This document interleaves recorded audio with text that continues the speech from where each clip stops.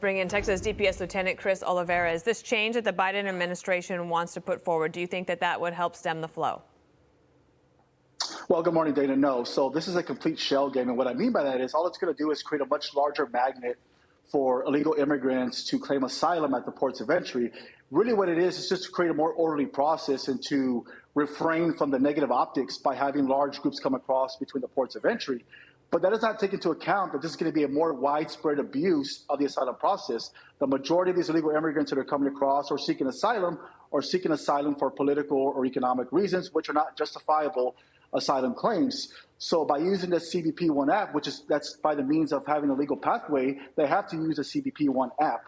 And by doing so, they're going to be allowed to enter the country as far as which would be considered illegal immigration, now would be legal. So again, it takes away from the bad optics, but again, it's not going to stop the flow of people coming across the border. It's just going to create a much larger magnet at a much larger scale, especially when Title 42 is ended.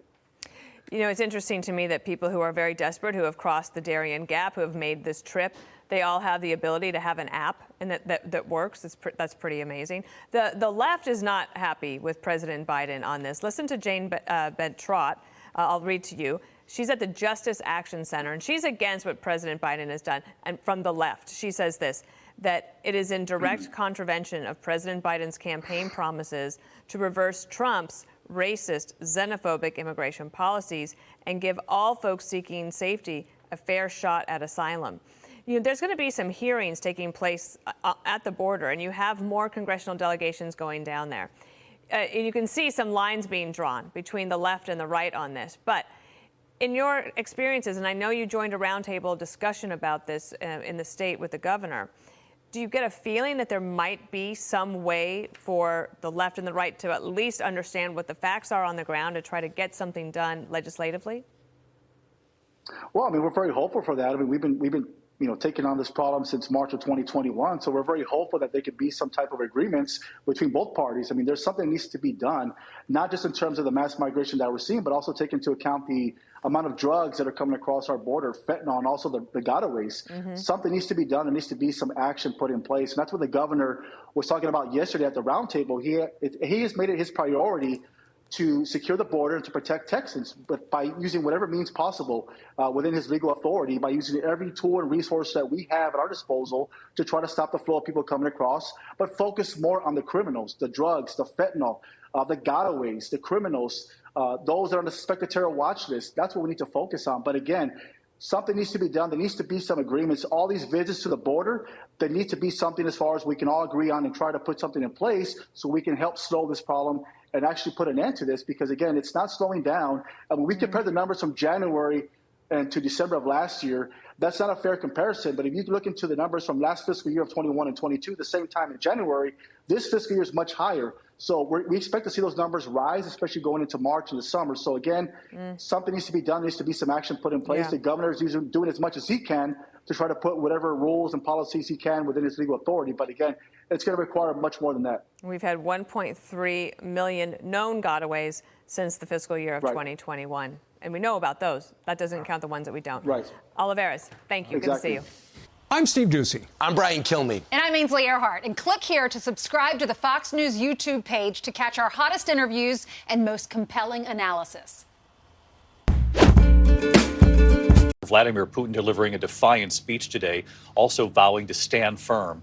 Our chief foreign correspondent, Ian Pano, live in Kyiv tonight. And Ian, it was a remarkable split screen of sorts today. Two leaders standing up to one another, and for many, eerily reminiscent of the Cold War era. Yeah, I think you're right. I mean, if President Biden was trying to rally America and its allies, Putin was trying to rally Russia. He was as defiant as ever, again blaming the US and NATO for starting a war he said was aimed at Russia's strategic defeat. And I think despite a year of battlefield humiliations, he showed no signs of backing down, no easing in tensions either, with Putin even appearing to make thinly veiled nuclear threats. And while he was speaking, his army was again shelling civilians in liberated Kherson. With China's foreign minister in Moscow now for meetings tomorrow amid US warnings against supplying weapons to Russia, you're right, it's been a day of Cold War echoes, even as Putin makes it totally clear he's ready as ever to fight for a very long time here in Ukraine. David? Ian Pano live in Kyiv for us tonight. Ian, thank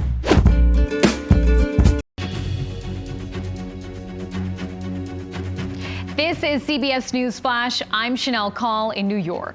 A Georgia grand jury that investigated election interference by former President Donald Trump in 2020 is recommending criminal charges. Most of the report is sealed, but portions released last week revealed some witnesses may have lied under oath. Democrat Jennifer McClellan won a special election in Virginia, becoming that state's first black woman in Congress. She succeeds Democrat Donald McEachin, who died last November. And Guns N' Roses is hitting a paradise city near you. The band announced a 5-month world tour headlining stadiums, festivals, and arenas this summer and fall. Pre-sale tickets open today. For more, download the CBS News app on your cell phone or connected TV. I'm Chanel Call, CBS News, New York.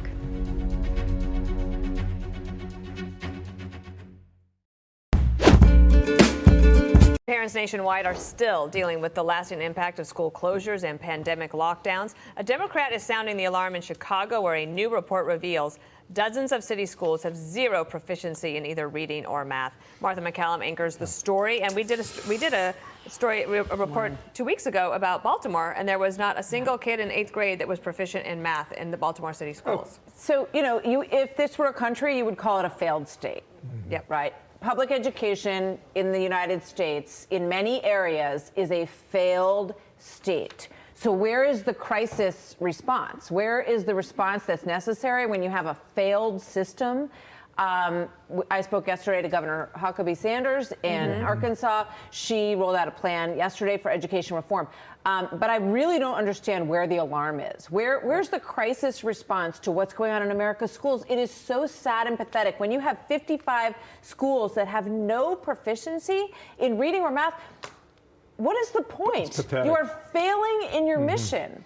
I mean, it's a failure. But it's a collective failure. It's a collective it's the state, failure. It's the county. It's the local 100%. superintendent. It's the teachers. It's the parents. Well, that's what They've all failed 100%. These kids. They've all failed, and that's exactly right. And that's what Governor Sanders is saying. She wants to address teachers with an idea that also Governor DeSantis wants to do, which is a baseline of $50,000 a year to entice better people into that work, because it's a wonderful line of work. Students need to be assessed. How far behind are you? What do we do to catch you up? Parents need to be engaged. They also need to have choice, right? And both things need to happen in order to fix this crisis situation that exists in American education. If we don't have students who can read and write in the United States of America, what are we doing? And I hate, but why is this not Dr. Jill Biden's #1 issue? She's a teacher. That's her life's work. Why is this not her issue? And I think about, Barbara Bush, Laura Bush, literacy, all the time they spent on the issue of literacy, of making sure that kids could read.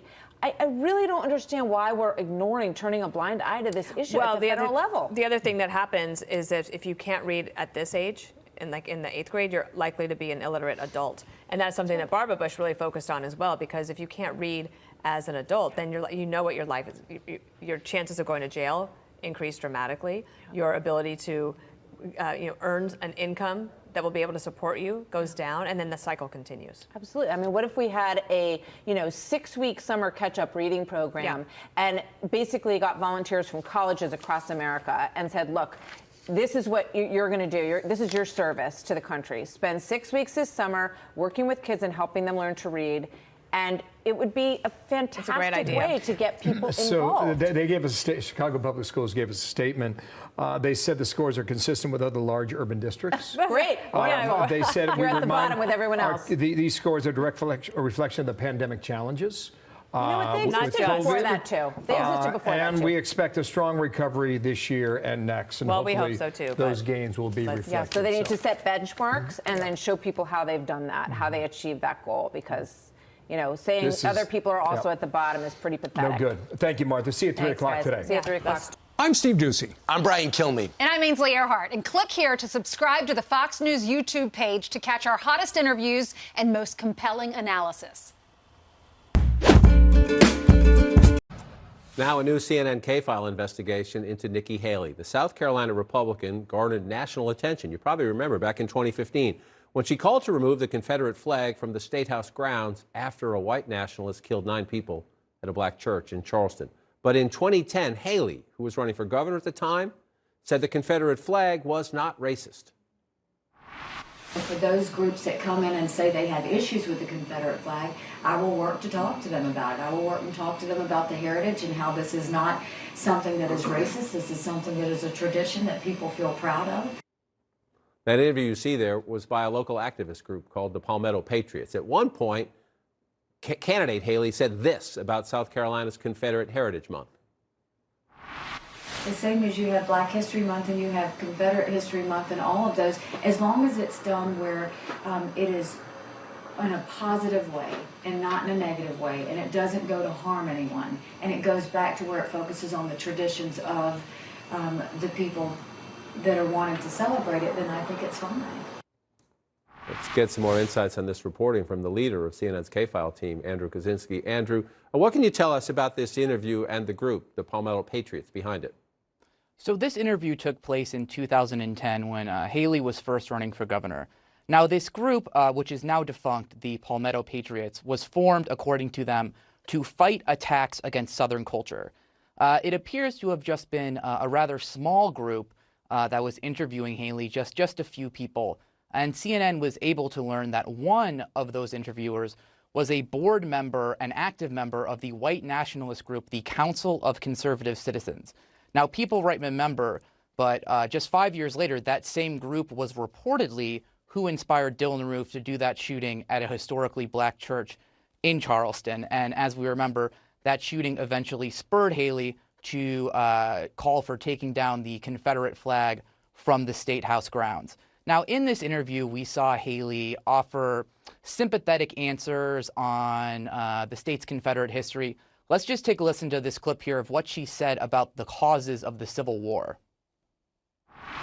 You have different sides, and I think that you see passions on different sides, and I don't think anyone does anything out of hate. I think what they do is they do things out of tradition and out of beliefs of what they believe is right. It was tradition versus change is the way I see it. John? Tradition versus change is the way I see it. A lot of people would see it differently than that. So she's a presidential candidate now. You reached out to see if they would respond. What'd they say? So we reached out to her campaign. We asked, did she know that one of the people interviewing her in this small group was a white nationalist? We didn't hear back on that. We didn't hear back on, any of the clips that we've played here. They did send us a statement saying, citing basically what she did with the Confederate flag, saying Nikki Haley's groundbreaking leadership on removing the Confederate flag from the South Carolina Capitol grounds is well known. It's a question that could come up in the weeks and months ahead as she campaigns in Iowa, New Hampshire, South Carolina, and beyond. Andrew Kaczynski and the K-File team, thank you so much.